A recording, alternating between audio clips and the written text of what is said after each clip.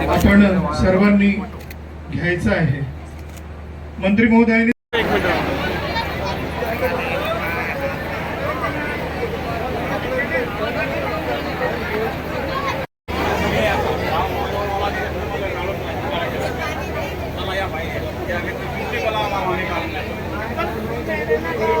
दाबाळी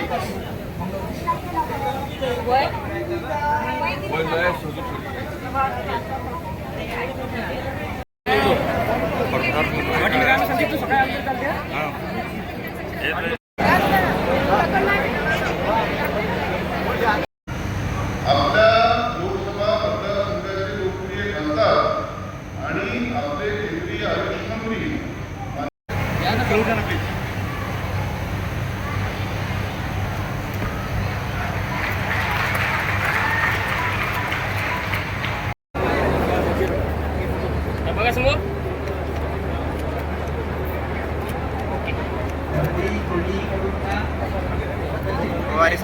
आपण ऐकलं गेल्या 20 वर्षापासून केलाय तो आपल्याला माहिती आहे। मग अशा व्यक्ती जर आपल्या आयडॉल झाल्या तर आपल्या आयुष्यामध्ये जॅकी श्रॉफचा मुलगा कॅटरीना कैफ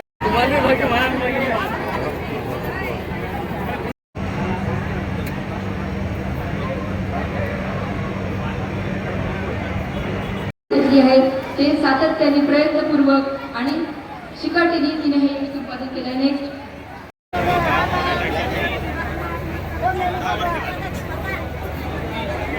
आपण दाखवला जो संयम आपण दाखवला त्या संयमाच्या आधारेच आपल्या सगळ्यांना शांततेत आपला उपचार करून घ्यायचा आहे।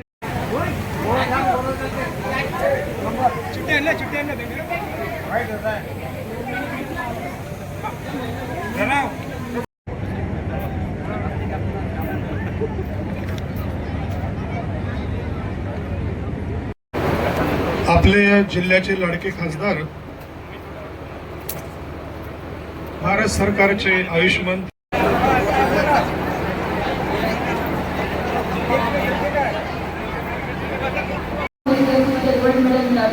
त्यांना पद्मश्री मिळाले। आपल्याला कॅटरीना कैफ पटकन ओळखतात पण आपल्या भारतातली मीराबाई चानू माहीत नाही। किरण बेदी यासारखे आयडॉल जर तुम्ही ठेवले तर तुम्हाला तुमच्या आयुष्यासाठी नक्की फायदेशीर होणार आहे। नाही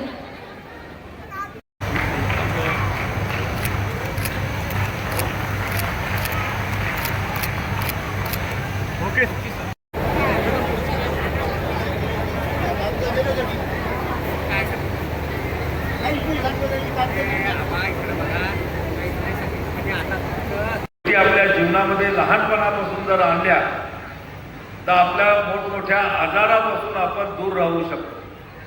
आज तुम्हाला माहीत असेल की तुमच्या आजूबाजूला अनेक लोकांमध्ये मोठमोठे आजार अगदी दुर्धर आजार झाल्याचं सुद्धा निष्पन्न होतं।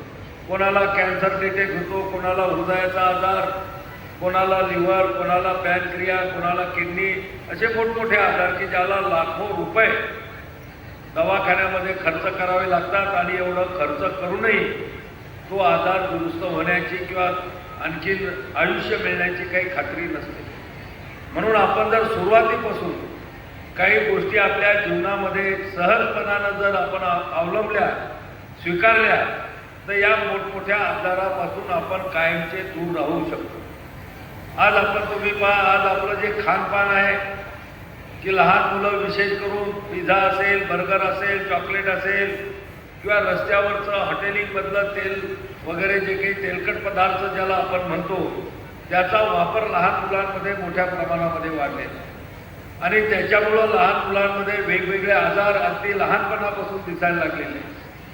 आता आपल्या देशाचा जो सर्वे झाला जवळपास 35% जास्त मुलांमध्ये ओबेसिटीचे लक्षणं त्या दिसत आहेत। ओबेसिटी म्हणजे लठ्ठपणा आणि एकदा लठ्ठपणा जर आला तर त्यातून वेगवेगळे आजार होतात। कोणाला डायबिटीज ज्याला आपण मधुमेह म्हणतो, कोणाला उच्च रक्तदाब, ब्लड प्रेशर ज्याला आपण म्हणतो, ह्या असे आजार अगदी लहानपणापासून सुरू होतात आणि मग हे आजार मोठ्यापणी आपल्याला दुसऱ्या मोठ्या आजारामध्ये परावर्तित होत असतात। आणि म्हणून आपल्या खानपानावर विशेष आपण मुलं जरी असलो, आपल्याला इच्छा जरी होत असली तर काही गोष्टी आपण टाळल्या पाहिजेत. आपलं खानपान व्यवस्थित ठेवलं पाहिजे. आणि दुसरं महत्त्वाची जी माहिती दिल्या गेली त्या माहितीच्या आपल्या जीवनामध्ये आपल्याला ती कशी अंगीकृत करता येईल या बाबतीमध्ये आपण सजग राहिलं पाहिजे. आपण शाळेमध्ये लहानपणापासून शिकतो आरोग्य संपत्ती हीच खरी संपत्ती. पण आजकालच्या या धकाधकीच्या जीवनामध्ये आपण पाहतो आपल्याही कुटुंबातले आपले आई वडील असतील, काका असतील, आजोबा आजी सगळी ज्येष्ठ मंडळी ही केवळ आपल्या कामाच्या व्यस्ततेमुळे आपल्या शरीराकडे दुर्लक्ष आपण करतो. कामाच्या व्यस्ततेमध्ये आपल्या शरीराकडे आपण लक्ष देत नाही आणि त्यामुळं संपूर्ण आयुष्य हे आपलं पैसे कमावण्याकडे आपलं जास्त लक्ष असतं आणि मग तरुणपणामध्ये आपण आपलं संपूर्ण आयुष्य पैसे कमावण्यामध्ये खर्च करतो आणि मग म्हातारपणामध्ये काही आजार झाले की मग तरुणपणामध्ये कमावलेला सर्व पैसा त्या आजार दुरुस्त करण्यासाठी आपण दवाखान्यामध्ये जाऊन करतो.